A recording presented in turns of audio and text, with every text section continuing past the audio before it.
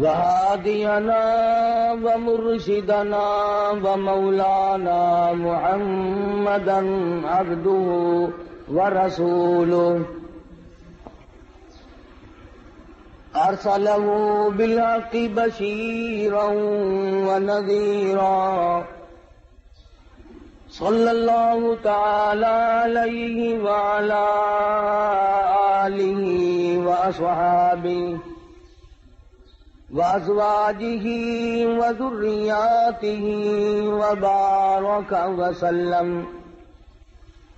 وسلم تسليما كثيرا كثيرا. أما بعد فأعوذ بالله السميع العليم من الشيطان الرجيم. بسم الله الرحمن الرحيم.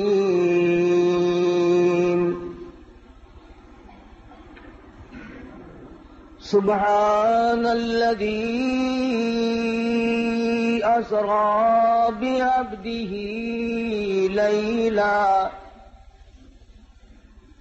ليلا من المسجد الحرام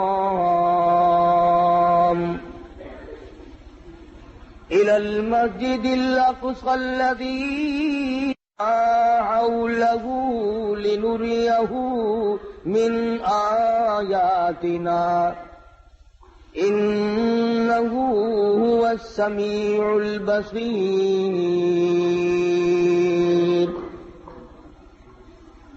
وآتينا موسى الكتاب وجعلناه هدى لبني إسرائيل ألا تتخذوا من دوني وكيلا ذرية من حملنا مع نوح إنه كان عبدا شكورا.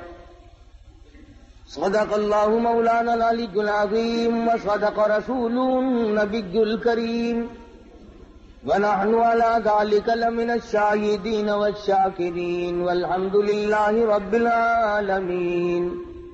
اللهم صل على محمد وعلى آل محمد كما صليت على إبراهيم وعلى آل إبراهيم إنك حميد مجيد. اللهم بارك على محمد وعلى آل محمد باركت على إبراهيم وعلى آل إبراهيم إنك حميد مجيد. بند ہو گیا.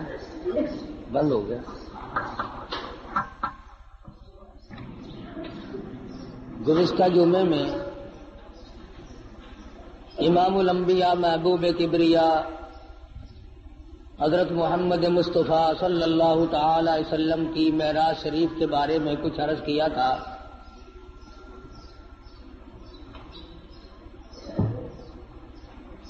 خداوند کریم نے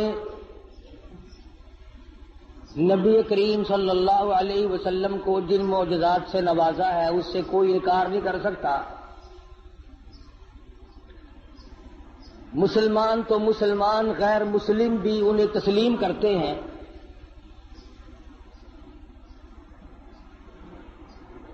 حضور اکرم صلی اللہ علیہ وسلم معراج شریف کی رات میں، ملاقات والی رات میں، ان مقامات سے گزر رہے ہیں جو اللہ پاک نے معراج والی رات میں امت کے اعمال کے نتیجے کے طور پر دکھلائے.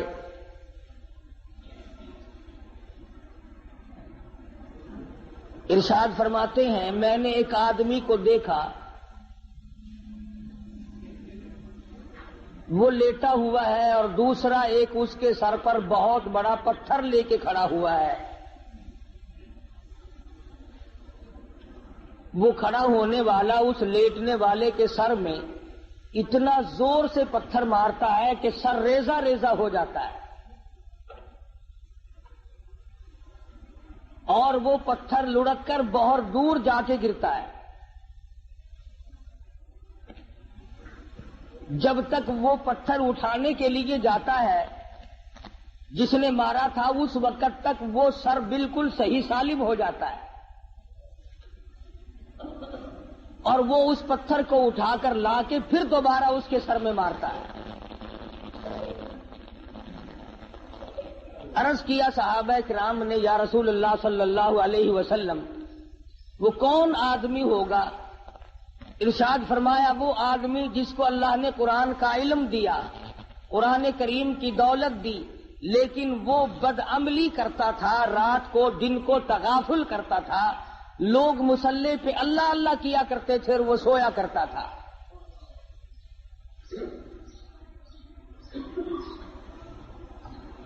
ارشاد فرمایا، ہم آگے چلے تو ہم نے دیکھا چند آدمی ہیں،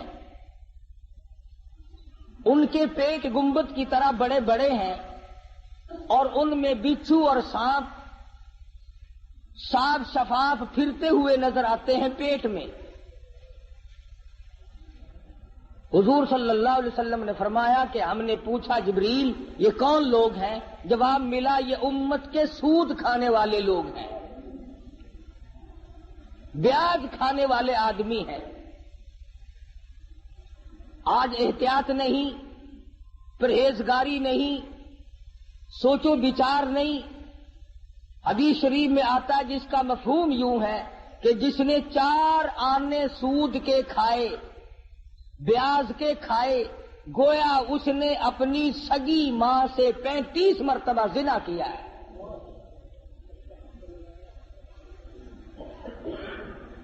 آج لوگ اس کو منافع کہتے ہیں۔ منافع کہنے سے حرام چیز حلال نہیں بن جاتی۔ اگر ایک کتے کو 50 آدمی مل کر کئی دفعہ کہیں یہ بکری ہے، یہ بکری ہے، وہ بکری تو نہیں بن سکتی۔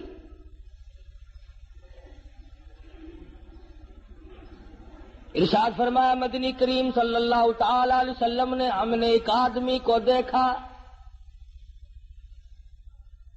جس آدمی کو جنت کے دروازے کی طرف سے اس کا نام لے کر آواز آئی، وہ دوڑ کے اس کی طرف گیا، اس کے جانے سے پہلے وہ دروازہ بند ہو گیا۔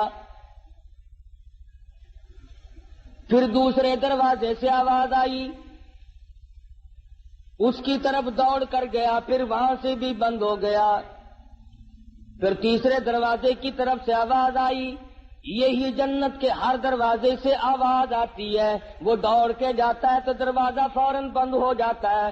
پوچھا گیا یہ کون آدمی؟ ارشاد فرمایا مدنی کریم صلی اللہ تعالی علیہ وسلم نے، یہ وہ آدمی ہوگا جو دین کے معاملے میں لوگوں سے دھوکہ کیا کرتا تھا۔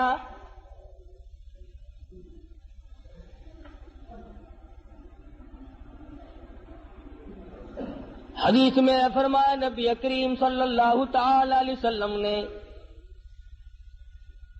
ہم نے معراج والی رات میں ایک مقام پہ دیکھا، آسمانوں پہ دیکھا، سفید ریش بزرگ آدمی ہیں، چھوٹے چھوٹے ننھے منھے بچے ہیں، اور وہ سفید ریش بزرگ آدمی قرآن کریم پڑھا رہے ہیں، چھوٹے چھوٹے بچے قرآن مجید پڑھ رہے ہیں۔ صحابہ کرام نے پوچھا یا رسول اللہ صلی اللہ علیہ وسلم وہ کون لوگ ہوں گے؟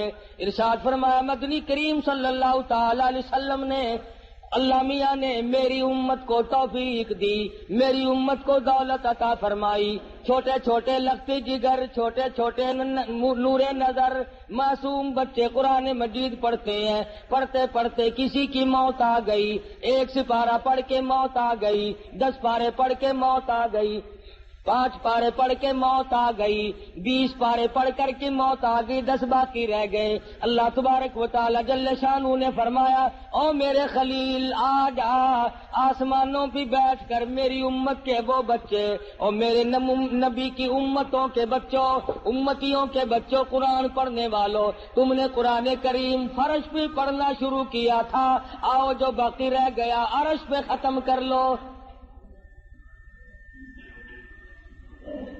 ان کے اس قرآن تکمیل وہاں پر کرائی جا رہی ہے۔ معراج شریف میں مدنی کریم صلی اللہ تعالی علیہ وسلم کو بچوں کو پڑھتا ہوا دکھایا گیا۔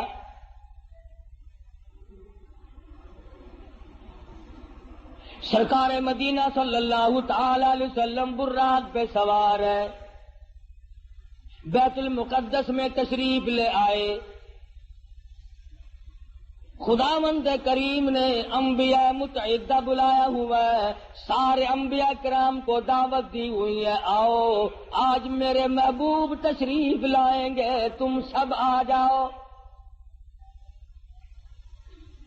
آدم صفی اللہ موجود ہے، نوح نجی اللہ موجود ہے، موسیٰ کلیم اللہ موجود ہے، ابراہیم خلیل اللہ موجود ہے، اسماعیل ذبیح اللہ موجود ہے، یعقوب علیہ السلام تشریف لائے ہوئے ہیں، یوسف علیہ السلام تشریف لائے ہوئے ہیں، اسحاق علیہ السلام تشریف لائے ہوئے ہیں، زکریا یحییٰ علیہ السلام تشریف لائے ہوئے ہیں، عیسیٰ علیہ السلام تشریف لائے ہوئے ہیں۔ سارا انبیاء متعدہ بیت المقدس میں آپ کا انتظار کر رہا ہے۔ اندازہ لگاؤ مسلم تم کس نبی کا کلمہ پڑھتے ہو، کس نبی کے امتی ہو، کس نبی کی عظمت کو برقرار رکھتے ہو۔ تمہارے ہمارے نبی کی کتنی بڑی عظمت ہے، کتنی بڑی شان ہے، کتنا بڑا مرتبہ ہے، کتنا بڑا مقام ہے، کتنی بڑی برتری اور بزرگی ہے۔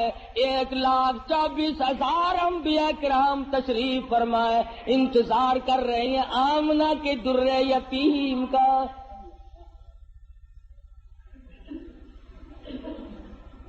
بیت المقدس میں براق پہ سوار ہو کر کے پہنچے، آپ نے انگلی کا، حضرت جبریل امین نے انگلی پتھر کو لگائی، اس میں سوراخ بن گیا، براق کو وہاں پر باندھ دیا گیا۔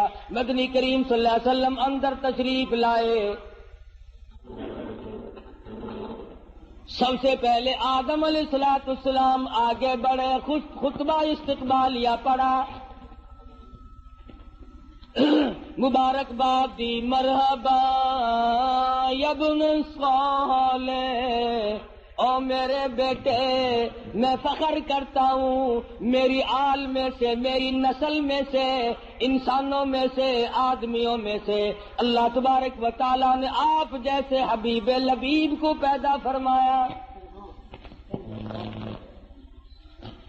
آدم علیہ السلام فخر کرتے ہیں میری آل میں سے ہے۔ مرحبا یا ابن صالح، اور میرے بیٹے نیک بیٹے مبارک ہو، تیری وجہ سے میرا بھی سر اونچا ہو گیا۔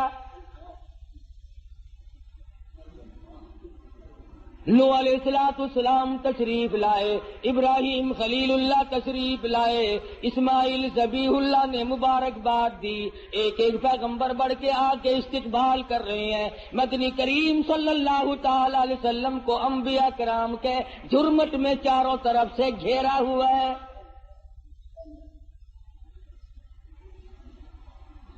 معلوم یہ ہوا آدم علیہ السلام کا یہ بھی عقیدہ کوئی نہیں کہ مدنی کریم صلی اللہ علیہ وسلم ہر وقت ہر جگہ موجود ہے۔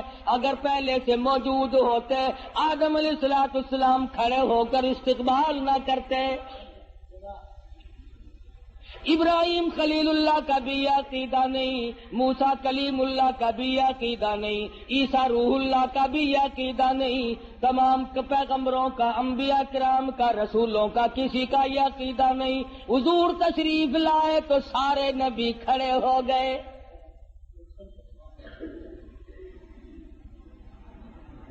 حضرت جبریل امین نے اذان دی،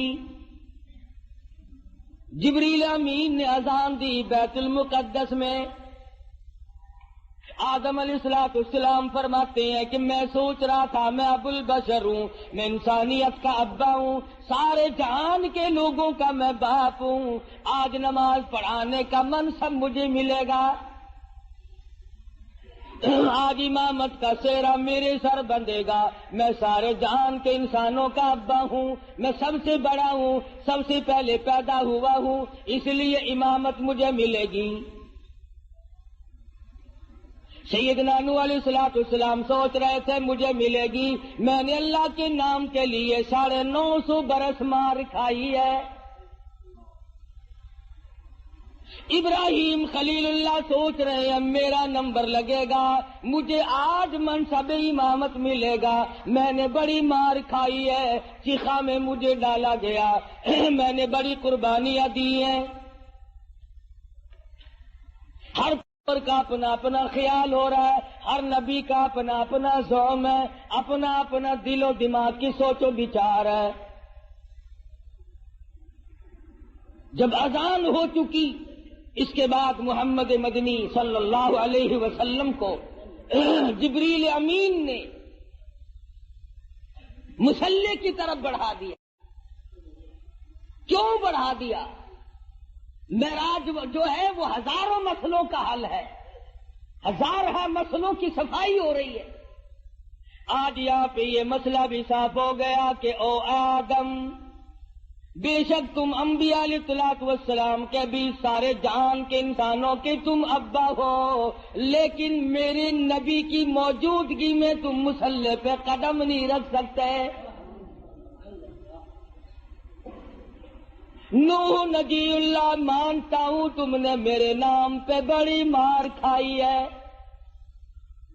پر آج مسئلے بھی تو صاف کرنے ہیں۔ کالی کملی والے صلی اللہ علیہ وسلم کی موجودگی میں اے نوح علیہ السلام تمہیں مصلی پہ قدم رکھنے کی اجازت نہیں۔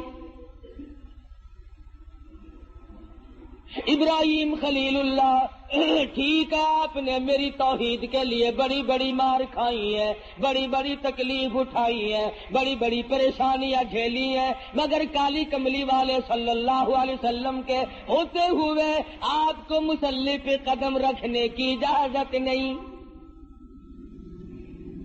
ذبیح اللہ کو اجازت نہیں، کلیم اللہ کو اجازت نہیں، عیسیٰ روح اللہ کو اجازت نہیں۔ یہ مسئلے صاف کر دیے گئے، جہاں میرا نبی موجود ہو، نماز پڑھانے کے لیے تیار ہو، مصلی کے بالکل قریب ہو، کسی کو مصلی پہ چڑھنے کی اجازت نہیں۔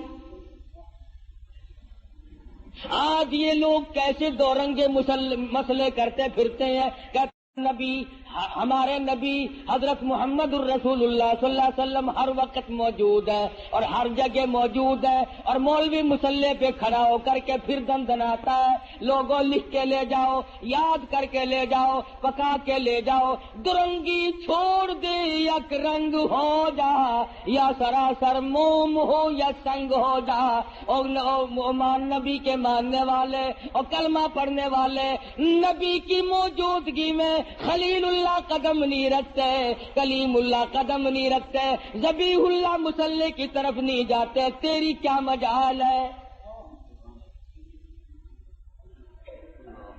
مسئلہ صاف ہے، یا نبی موجود نہیں یا پھر مصلی کی طرف نہ جا۔ کیا مجال ہے کسی کی؟ اپنی بات کروں، نبی کی موجودگی میں قاری حنیف کی کیا مجال ہے کہ مصلی کی طرف قدم اٹھائے؟ 1,24,000 نبی جب کالی کملی والے صلی اللہ علیہ وسلم کو انہوں نے مانا اور دیکھا کہ یہاں پر تشریف فرما ہے، آسمان سے، آسمان و زمین کے مالک کی آواز آئی، خبردار میرے محبوب کی توہین نہ ہونے پائے۔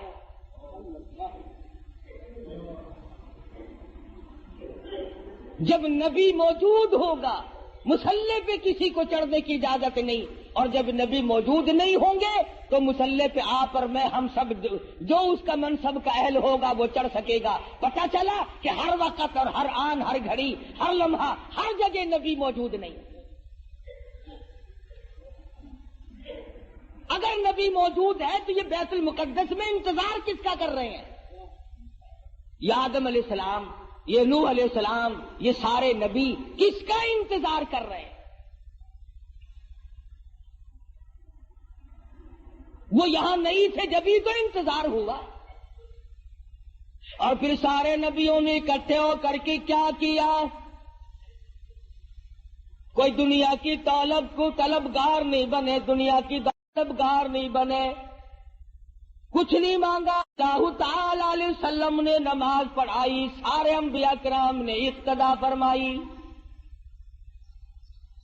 سارے نبی پیچھے کھڑے ہو کر محمد مدنی صلی اللہ علیہ وسلم کے پیچھے آپ نے 2 رکعت نماز ادا فرمائی. نماز کے بعد جبریل امین نے آپ کے سامنے ایک دودھ کا پیالہ اور ایک شراب کا پیالہ رکھ دیا. مدنی کریم صلی اللہ علیہ وسلم نے دودھ کے پیالے کو اٹھایا اور نوش فرمانے لگے. جبریل امین نے آواز دی، یہ بھی آپ کی آزمائش اور امتحان تھی، اگر آپ دودھ کا پیالہ چھوڑ کر شراب کا پیالہ اٹھا لیتے ساری امت گمراہ ہو کے مر جاتی.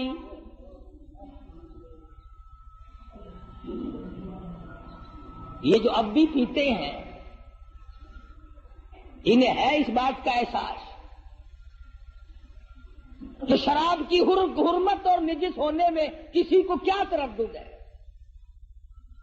قرآن کریم میں جہاں شراب کی حرمت کا ذکر فرمایا انما حرم علیکم المیتۃ والدم ولحم الخنزیر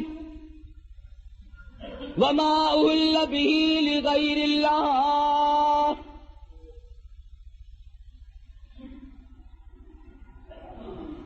انہی آیات کے بعد قریب ہی میں شراب کی حرمت کا بھی ذکر فرمایا جیسے مردار کا گوشت حرام ہے، خنزیر کا گوشت حرام ہے، اسی طرح سے شراب بھی حرام ہے. اگر اس کا قطرہ کپڑے کو لگ جائے تو وہ پلیت ہوگا. لاکھوں من پانی کنویں میں ہوتا ہے، 2 قطرے شراب کے ڈال دو، تمام مسلمانوں کا اتفاق ہے کہ پانی پلیت ہو جاتا ہے. پانی تو پلیت ہو جاتا ہے، مگر جو کلمہ گو مسلمان کہلانے والے بوتلیں ڈکار جاتے ہیں وہ اب بھی پاک ہیں، وہ نجس نہیں ہوتے، وہ پلیت ہوتے ہی نہیں. صحابہ کرام رضوان اللہ تعالی علیہ مجمعین کی جماعت نے ان تمام مسئلوں کو سنتے ہی فوراً تمام چیزوں کو پرے پھینک دیا. علماء کرام نے لکھا ہے جس دن شراب کی حرمت کا ذکر آیا قرآن مجید میں حکم نازل ہوا، مدینہ پاک کی گلیوں میں شراب کا سیلاب آ گیا. جس کے پاس مٹکا تھا مٹکا توڑ دیا، بوتل تھی بوتل توڑ دی، سراہی تھی وہ بھی توڑ ڈالی، تمام کی تمام شراب کو حرام سمجھ کر پھینک دیا اور پھر ساری زندگی اس کے قریب کر نہ گئے. آج مسلمان حرام بھی کرتے رہتے ہیں مگر جن کو مل جاتی ہے وہ چھوڑنے کے لیے بھی تیار نہیں. حدیث پاک میں آتا ہے کہ شراب پینے والے کو اللہ میاں کبھی بھی نظر کرم سے نہیں دیکھے گا، کسی وقت میں بھی کسی حالت میں بھی اس کی طرف نظر کرم ہوگی ہی نہیں. محمد مدنی صلی اللہ تعالی علیہ وسلم کا زمین کا معراج ختم ہو گیا، اس کو سفر اسرا سے تعبیر کرتے ہیں. سبحان الذی اسرا بعبدہ لیلا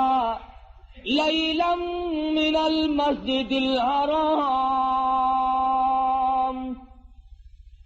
إلى المسجد الأقصى الذي باركنا حوله لنريه من آياتنا إنه هو السميع البصير.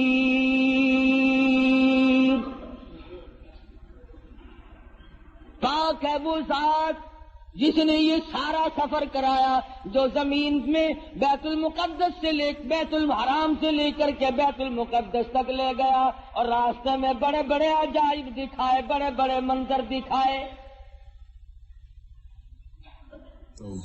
یہاں تک علماء کرام نے لکھا ہے کہ جنت و دوزخ کی بھی سیر کرائی. مدنی کریم صلی اللہ تعالی علیہ وسلم نے ارشاد فرمایا جب میں نے جہنم کو دیکھا تو اس میں اکثریت عورتوں کی پائی. فرمایا جب میں نے جہنم کو دیکھا اس میں عورتیں زیادہ تھی، کئی حصے زیادہ مردوں سے عورتیں تھیں. صحابہ کرام نے عرض کیا یا رسول اللہ صلی اللہ علیہ وسلم اس کی وجہ کیا ہے؟ ارشاد فرمایا عورت کی ذات میں ناشکری بڑی ہے. 20 30 40 50 برس تک خامن اس کو کپڑا لا کے دیتا رہے، اچھے سے اچھا کھلاتا رہے، ایک دن اگر تنگی کہا جائے تو فوراً کہتی ہے تیرے گھر میں ہم نے کبھی کچھ بھی نہیں دیکھا.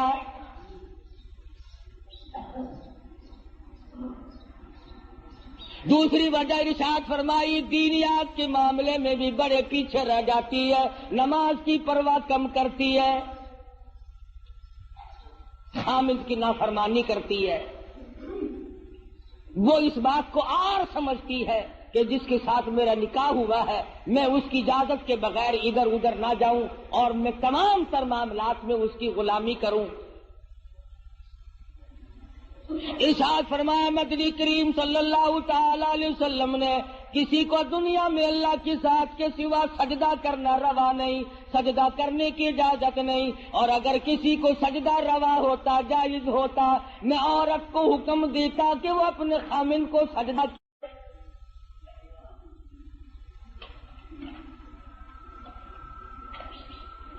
ارشاد فرمایا مدنی کریم صلی اللہ تعالی علیہ وسلم نے عورتیں شرک کے اندر بڑی زیادہ مبتلا ہوتی ہیں، عقیدہ بڑا کچا رکھتی ہیں. پتہ چل گیا نا کہ فلاں علاقے میں ایک ننگا ملنگ بیٹھا ہے، بالکل ننگا بابا بیٹھا ہے، جاؤ سب کی بگڑی بناتا ہے، تو چل پڑتی ہیں. کیا مسلمانی ہے، کیا ایمان ہے، کیا قرآن ہے؟ اور ظالم و ننگا ہونا کوئی علامت ہے خدا بننے کی؟ خدا کا پیارا ہونے کی علامت کس نے بتائی؟ مدنی کریم صلی اللہ تعالی علیہ وسلم کو جبریل امین نورانی زینر پیڑی کے ذریعے آسمانوں کے پہلے آسمان کے قریب لے گئے، دروازے پہ دستک دی، اوپر سے پوچھا مما کا کون ہے؟ آواز دی انا جبریل. کون ہے؟ میں جبریل ہوں. مما کا تیری ساتھ کون ہے؟ کہتا مائی محمد صلی اللہ علیہ وسلم. آسمان کے نوری فرشتوں تمہیں مبارک ہو، تم آج تک بڑے مشتاق تھے، بڑے منتظر تھے، تمہارے بڑے ارمان تھے، بڑی حسرتیں تھی، آج میری ساتھ محمد مدنی صلی اللہ علیہ وسلم تشریف لائے. پہلے آسمان پہ فرشتے قطار باندھے ہوئے تھے، دیدار کے مشتاق تھے، منتظر تھے. مدنی کریم صلی اللہ علیہ وسلم آسمان پہ پہنچے، فرشتوں نے دیدار کیا. مسلمانوں، جس کے دیدار کے مشتاق اور آرزومند آسمانوں کے بیت المعمور کے فرشتے ہوں، ان کے دیدار کے تم مشتاق کیوں نہیں بنتے؟ مبارک ہے ان لوگوں کو جن کو اس دنیا ہی میں حضور کی زیارت ہوئی. مولانا مظفر حسین کاندھلی رحمت اللہ علیہ پانی پت سے کاندھلے تشریف لے جانے لگے تو راستے میں مسجد آئی، ویران سی مسجد ہے، آباد نہیں ہے. تو مولانا نے اذان دی اور نماز عشاء کے قریب ایک آدمی آیا اور 3 روٹیاں لا کر کے حضرت مولانا کے حوالے کر دی. نے روٹیاں کھا لی، نماز پڑھی، سو گئے. فرماتے ہیں مجھے ایک ہی رات میں 3 مرتبہ مدنی کریم صلی اللہ علیہ وسلم کی زیارت ہوئی، 3 مرتبہ دیدار نصیب ہوا سرکار دو جہاں حضرت محمد الرسول اللہ صلی اللہ علیہ وسلم. فرماتے ہیں میرا دل للچایا، مجھے حسرت آئی، میری آرزو ہوئی کہ یہ تو بڑی مبارک جگہ ہے، مجھے یہیں ٹھہرنا چاہیے، میں یہ جگہ چھوڑ کے نہیں جاتا۔ اگلے دن وہیں قیام کیا۔ اگلی رات آئی، وہی نماز کا وقت آیا، اور ایک آدمی آیا اور اس کے ہاتھ میں 2 روٹیاں تھیں۔ مولانا 2 روٹیاں دے دی۔ مولانا فرماتے ہیں میں 2 روٹیاں کھا کر کے سو گیا۔ اس رات میں مجھے 2 مرتبہ حضور اکرم صلی اللہ علیہ وسلم کی زیارت ہوئی۔ میں بڑا حیران ہوا کہ کل تو 3 دفعہ ہوئی تھی، آج 2 دفعہ ہوئی ہے۔ تیسری رات جب آئی تو وہی آدمی آیا اور اس کے پاس 1 روٹی تھی، اور اس نے 1 روٹی میرے حوالے کی اور کہنے لگا مولانا آپ آج یہاں نہ ٹھہرنا، کل قیام نہ کرنا یہاں۔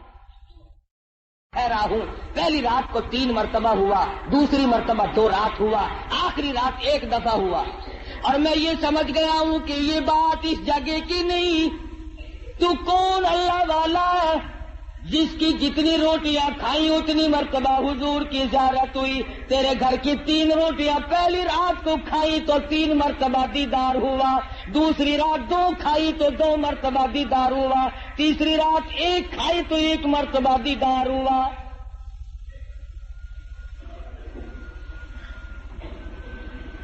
تو ایسا کیا عمل کرتا ہے؟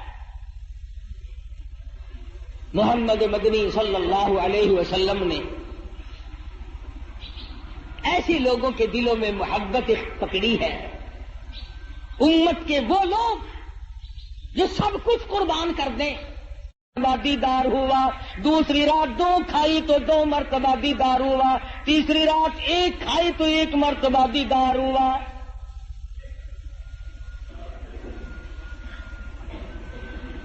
تو ایسا کیا عمل کرتا ہے؟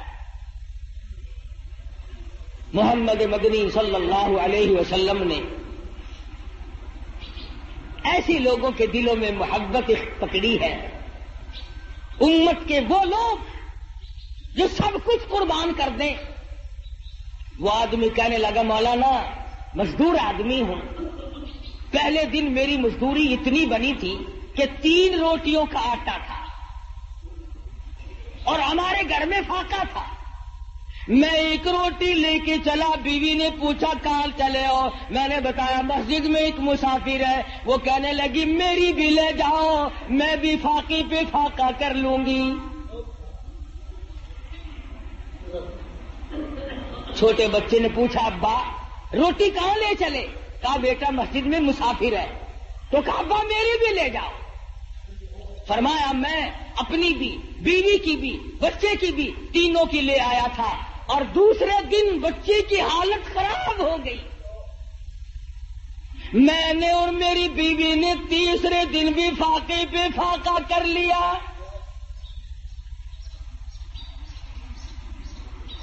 اور آج 4تھا دن جب ہو گیا تو بیوی کی بھی حالت خراب ہو گئی، اس کے نام کی بھی اس کو دے آؤں، کل کو 5واں دن ہو جائے گا، مجھے اپنا اعتبار نہیں، اس لیے عرض کرتا ہوں کل کو آپ یہاں پر تشریف نہ رکھیں۔ اس دنیا میں، اس زندگی میں، یہاں جیتے جاگتے بے شمار لوگ ایسے ہیں جن کو محمد مدنی صلی اللہ علیہ وسلم کی زیارت ہوئی، مگر شرط یہ ہے کہ آدمی سنت کا تابع دار ہو، پیروکار ہو، محمد مدنی صلی اللہ علیہ وسلم کی غلامی وہ اس قدر کرتا ہو، اس کی زندگی سنت کے راہ پر ہر وقت مر مٹنے کے لیے تیار رہتی ہے۔ ہمیں تو سنتوں سے آر ہے، ہمیں سنتوں سے نفرت ہے، بدعت سے پیار ہے، اور ہم ایسے لوگوں کو بڑا تلاش کرتے ہیں۔ ہمیں تو ایسے بزرگوں کا ساتھ ملا، ایسے اکابر کا ساتھ ملا، کہتا قبا پوشی کے پردے میں جو عیاشی کے رسیا ہوں، قبا پوشی کے پردے میں جو عیاشی کے رسیا ہوں، میں ایسا کا شیوخ و صوفیہ کہہ دوں یہ مشکل ہے۔ کتامی جب موتی بستے ہو آنکھوں میں، امی میں نے بخاری اور لاہوری کو دیکھا ہے، ڈالتے ہیں جن لوگوں کے ایمان کا بیڑا غرق کرتے ہیں، ان کے پاس جانے سے میرا کیا مسئلہ حل ہوگا؟ لمبے لمبے کرتے پہن لینا، ٹخنوں تک کے چوغے، ہزار دانوں کی تسبیح، اور یہ معلوم نہیں کہ احکم الحاکمین کے حکموں کی بجاوری ہو رہی ہے کہ نہیں، سرکار مدینہ حضرت محمد الرسول اللہ صلی اللہ علیہ وسلم کی غلامی اور تابعداری بھی ہو رہی ہے کہ نہیں۔ آج ان تمام صورتوں میں میں اور آپ ہم سب پیچھے رہ گئے۔ صحابہ ایک ایک سنت پہ جان دیتے تھے، ارے یہ آسمان والے فرشتے حضور کی صورت دیکھنے کے لیے بےتاب ہیں۔ آج ہم بےتاب کیوں نہیں ہوتے؟ کتنے لوگ ہیں ہم میں سے جن کی یہ تمنا ہے کہ کاش زندگی میں ایک مرتبہ آقا دو عالم صلی اللہ علیہ وسلم کی زیارت ہو جائے۔ جب تمنا ہی نہیں، آرزو ہی نہیں، تو ہوگی کیسے؟ اور کون سی وہ صورت بنے گی جس صورت میں جا کر کے ہم ان تمام چیزوں کو کامیابی سے ہمکنار کر سکیں گے؟ خداوند کریم نے اتنا اونچا مقام، اتنا اونچا مرتبہ عطا فرمایا کہ سدرۃ المنتہا کے فرشتے منتظر کھڑے ہیں، بیت المعمور کے فرشتے، نوری فرشتے منتظر کھڑے ہیں، جبریل امین ساتھ آئے ہیں، سارے آسمان میں شور مچا ہے، آؤ زیارت کرو، امام الانبیاء ہے۔ پھر ان کو نکالنا، درجات سے منع کرنا کہ جی یہ تو انسانوں میں سے بھی نہیں، یہ تو آدم علیہ الصلوۃ والسلام کی آل میں سے نہیں، یہ کوئی مسائل ہے؟ کھلی ہوئی بات کا انکار کرنا۔ حضور اکرم صلی اللہ علیہ وسلم تشریف لے جا رہے ہیں جہاں عیسیٰ علیہ الصلوۃ والسلام پیدا ہوئے تھے، وہ مقام آیا، جبریل امین نے عرض کیا یا رسول اللہ تشریف لے آؤ، نیچے اتر آؤ، یہاں 2 رکعت نماز ادا کرو۔ یہ مولود عیسیٰ ہے، یہ عیسیٰ علیہ الصلوۃ والسلام کی پیدائش کی جگہ ہے، آپ یہاں پر نیچے نزول فرمائیے۔ مدینے پاک آیا، فرشتے نے بتایا کہ یہ آپ کی ہجرت گاہ بنے گی، آئیے نیچے 2 رکعت نماز ادا کیجیے۔ ہر مقام پہ نماز ادا ہو رہی ہے۔ سوال کرو پروردگار عالم کیا بات ہے، لفظ عبد کیوں استعمال کیا؟ کیوں نہیں فرمایا اسرا بنبیہ؟ میں نے سیر کرائی اپنے نبی کو، اسرا برسولہ، کیوں نہیں فرمایا اسرا بنورہ؟ نہیں فرمایا۔ فرمایا او لوگوں تمہیں کیا معلوم ملاقات والی رات ہے، معراج والی رات ہے، خدا کی قسم اس رات کی عظمتوں کا کیا کہنا جس رات کو امام الانبیاء محبوب کبریا حضرت محمد مصطفیٰ صلی اللہ علیہ وسلم مہمان بنے ہو، اللہ کریم میزبان بناؤ۔ إلى المسجد الحرام إلى المسجد الأقصى، مسجد اقصی تک درمیان میں چل رہے ہیں۔ ایک عورت آتی ہے اور حضور اکرم صلی اللہ علیہ وسلم کو سلام کہتی ہے۔ حضور اس کو جواب دینے لگے، جبریل امین نے روک دیا کہ آپ اس کے سلام کا جواب نہ دیں ورنہ پوری امت گمراہ ہو جائے گی۔ ہاں پوری امت گمراہ ہو جائے گی۔ کیوں؟ کہ یہ دیکھنے میں عورت ہے، یہ حقیقت میں دنیا ہے جو گمراہ کرتی ہے لوگوں کو، آپ اس کے سلام کا جواب نہ دیں۔ پتہ چلا کہ عورت کا روپ دھار کر دنیا میں معراج والی رات میں پیغمبر خدا صلی اللہ علیہ وسلم کے سامنے آئی۔ آج آپ تجربہ کر لیں، پوری دنیا کو اس وقت عورتوں نے لپیٹ رکھا ہے۔ اچھا بھلا آدمی حاجی نمازی ہوتا ہے، نیک ہوتا ہے، ذرا سا منہ بنا کر کے بیوی کہتی ہے آسے پاسے ہر کسی دے گھر ٹی وی لگ گئی ہے، ساڈے گھر کا ہی نہیں. وہ ویلے سو دیہاتی کی جان نکل جاتی ہے. جو بچارا یہ آخے نا تیری طبیعت سیٹ نہیں رہتی، آخر کیویں طبیعت سیٹ رہے؟ کوئی ویلا گزرن تو تسا میرے واسطے ہیلا کیتا ہے؟ کوئی ریڈیو، کوئی ٹی وی، کوئی ٹیپ، کوئی سے ہوئے نا. خبر کا بالکل فکر نہیں. تمام لوگ ایک دوسرے کے ساتھ رو میں بیٹھے ہیں، اور پھر دوسروں کی عورتوں والی بات تو دنیا کیا کرتی ہے. فلاں ملک کی عورت یوں ہے، فلاں ملک کی عورت یوں ہے. اور پاکستان کے مسلمانوں، تمہیں شرم نہیں آتی؟ تم ٹی وی پہ، فلموں پہ اپنی بیٹیوں کے ناچ دیکھ کر بڑے خوش ہوتے ہو، اپنی بہنوں کو ناچتا ہوا دیکھ کر، بدماشی کرتے ہوئے دیکھ کر بڑے خوش ہوتے ہو. گورنمنٹ بڑی راضی ہے کہ ہم نے 3 طریقے سے لوگوں کو بدماش بنانا شروع کر رکھا ہے، ریڈیو کے ذریعے، ٹی وی کے ذریعے، اخبارات کے ذریعے. پورے ملک کو، پوری قوم کو بدماش بنانے کا پروگرام تقریباً 8-10 سال سے چل رہا ہے، اور بنا دیا بدماش.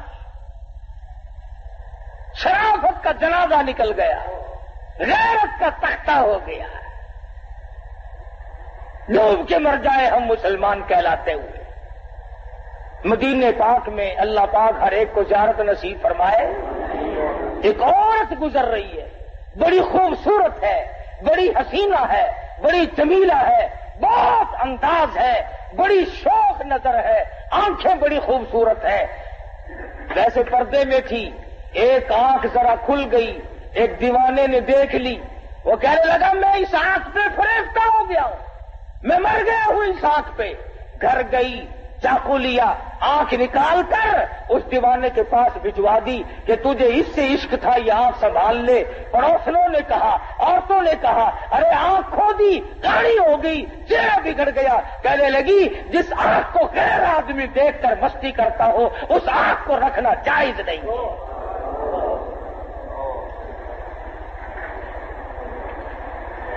کہاں گئی وہ غیرت مسلمانوں کی؟ ایک دوسرے پہ تنقید ہے، ایک دوسرے پہ تبصرہ ہے. امیروں سے لے کر غریبوں تک، فقیروں سے لے کر بادشاہ تک بے پردگی عام ہے. اور ہماری یہ کوشش بھی نہیں. حدیث پاک میں آتا فرمایا نبی کریم صلی اللہ تعالی علیہ وسلم نے، ایک عورت جب گھر سے اعلیٰ درجے کے کپڑے پہن کر، خوشبو لگا کر نکلتی ہے، میک اپ کر کے نکلتی ہے، 18 شیطان اس کے ساتھ چلتے ہیں.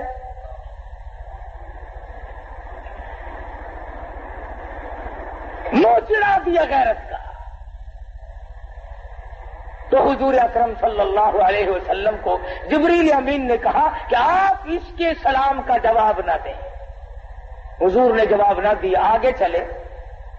فرماتے ہیں نبی کریم صلی اللہ علیہ وسلم، میں نے ایک مخلوق دیکھی، میں نے لوگ دیکھے، بہت زیادہ تھے، ایسا بدبودار، ایسا سڑا ہوا، ایسا عفونت والا گوشت کھا رہے تھے. حضور فرماتے ہیں اگر ایک رتی کے برابر دنیا میں ظاہر کر دیا جائے، پوری دنیا بدبو کی وجہ سے تباہ و برباد ہو جائے. ایسا گوشت لوگ کھا رہے تھے، ہزاروں کی تعداد میں تھے، لاکھوں کی تعداد میں تھے. ایسا گوشت کھایا جس کے کھانے سے بدبو آ رہی تھی، وہ سڑا ہوا گوشت تھا.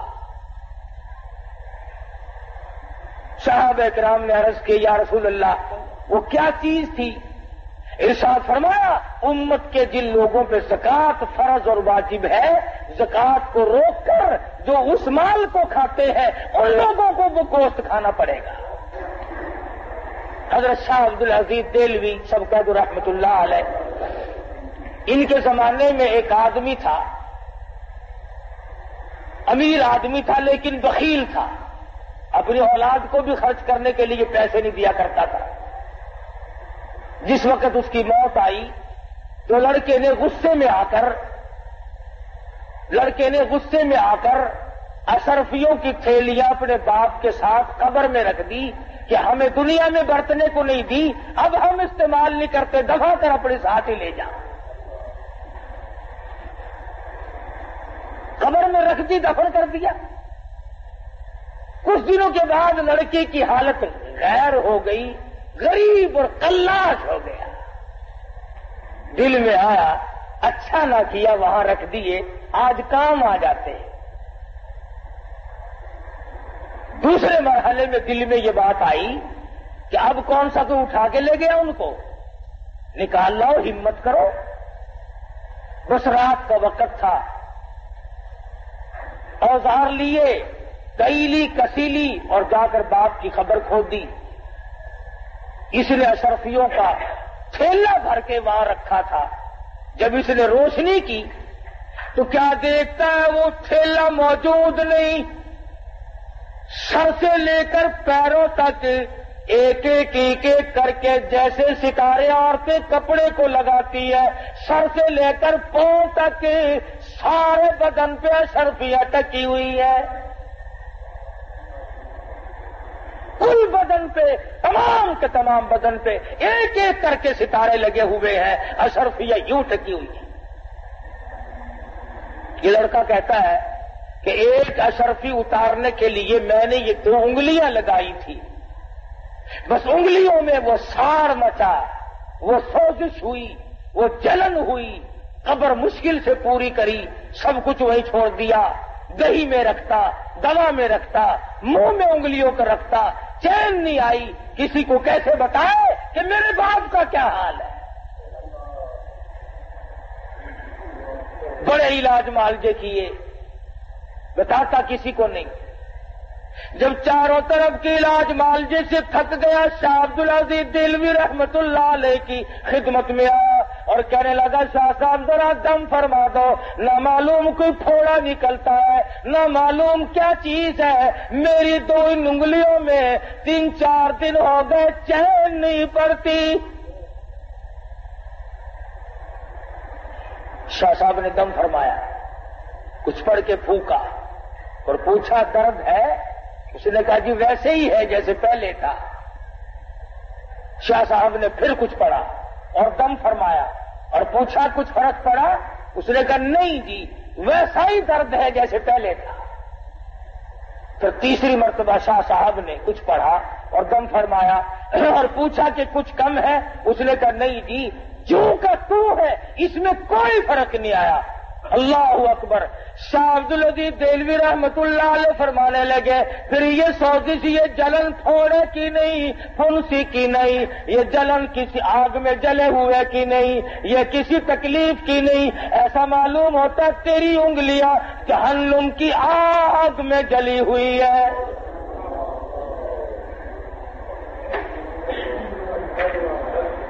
ان کو بجھانے کے لیے سمندر کا پانی کافی نہیں، دریا کا پانی کافی نہیں، ندی نالوں اور کنووں کا پانی کافی نہیں، دوا دم درود کافی نہیں، ان کو بجھانے کے لیے صرف ایک پانی کام دے گا۔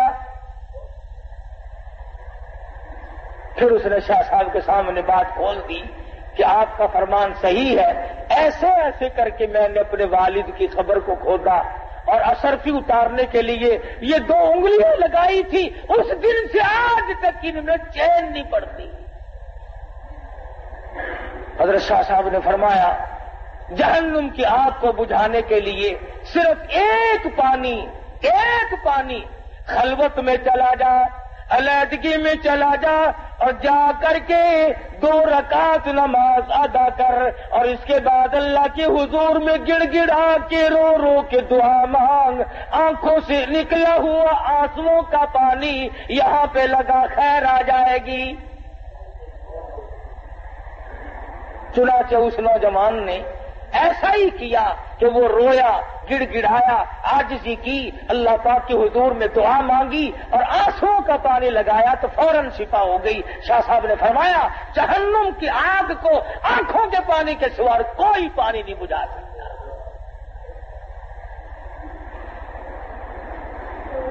فرمایا ہم نے دیکھا ان لوگوں کو جو بدبودار گوشت کھا رہے تھے، اور وہ لوگ ہیں جو زکات کے مال کو روک کر کے اس مال کو خود کھا لیتے ہیں، بہانے کھاتے رہتے ہیں۔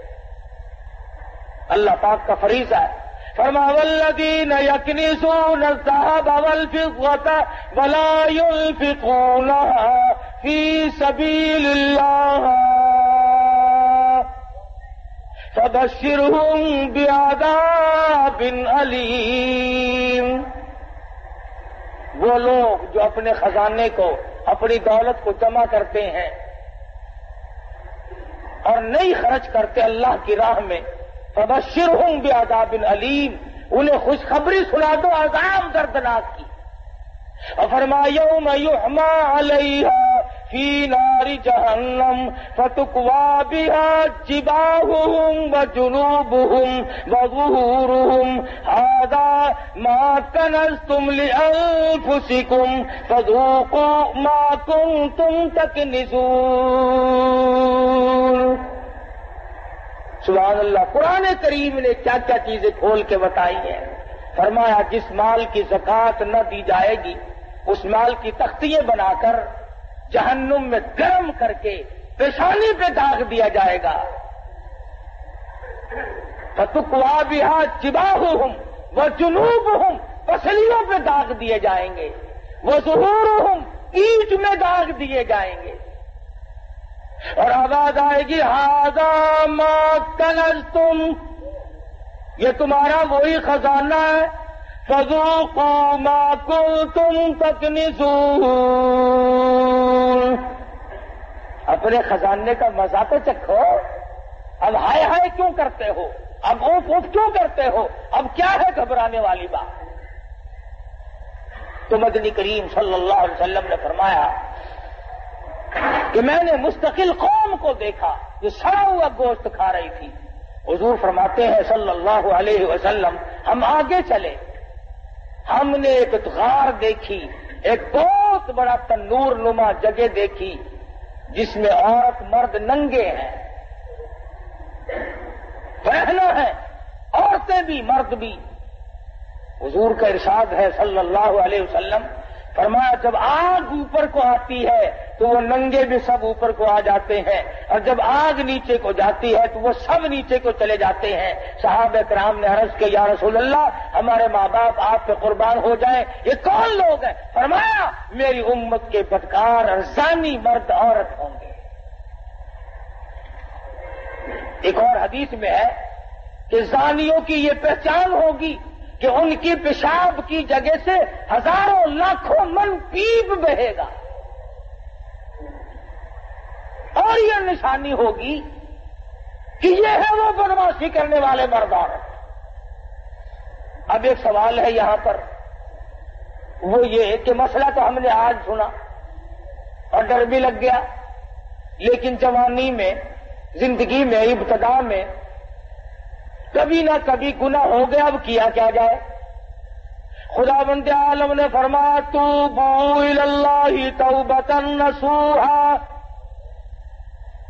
گناہ تو ہو گیا لیکن میرے دروازے پہ آ، میرے دروازے پہ آ کے گر جا، پڑ جا، پیشانی رگڑ دے، اور میرے سوا کسی کو اپنا مشکل کشا نہ مان، اپنا حاجت روا نہ مان، اپنی بگڑی بنانے والا نہ مان، پھر میرے دروازے پہ پڑھ کے پکا عہد کر لے، پکا وعدہ کر لے، آئندہ ایسا کبھی گناہ نہیں ہوگا، مجھے اپنی کبریائی کی قسم میں تجھے معاف کر دوں گا۔ مگر جب کوئی معافی طلب کرے گا جبھی تو نا، کہ نبی کریم صلی اللہ علیہ وسلم نے فرمایا میں نے دیکھا کہ ایک آدمی بیٹھا ہے اور دوسرا آدمی اس کے کلے کو یہاں سے لے کر کان کی لو تک چیرتا ہے، اور جب وہ دوسری طرف چیرنے کے لیے جاتا ہے تو وہ کلہ ٹھیک ہو جاتا ہے۔ حضور فرماتے میں نے پوچھا یہ کون لوگ ہیں؟ جواب ملا میری امت کا چغل خور ہے، ادھر ادھر باتیں ملانے والا ہے۔ تو معراج شریف کی رات میں مدنی کریم صلی اللہ علیہ وسلم نے بے شمار اہم واقعات دیکھے اور اس امت کو خبردار کیا. اگر آج بھی ہم خبردار نہ ہوں، اب بھی ہم ان باتوں کی طرف دھیان نہ دیں تو ہماری کوتاہی ہوگی، ہمارا ہی بگاڑ ہوگا، ہمیں نقصان میں جائیں گے، کسی کا کیا بگڑے گا. اس لیے ہمیں اپنی زندگیوں کے اندر نماز کی، روزے کی، زکوٰۃ کی، کسی کے حق حقوق کی رات دن فکر رہنی چاہیے. نہ معلوم کس وقت بلاوا آ جائے گا. وہ کہتا ہے نا، بہ رہی ہے ہر طرف جوئے فنا، ہر سب کے سب ہے راہ رو سوئے فنا، بہ رہی ہے ہر طرف جوئے فنا اور آ رہی ہے ہر چیز سے بوئے فنا. ارے نہ تم رہو گے نہ میں رہوں گا، ہم سب ایک دن قبر کے کیڑوں کی نظر ہو جائیں گے.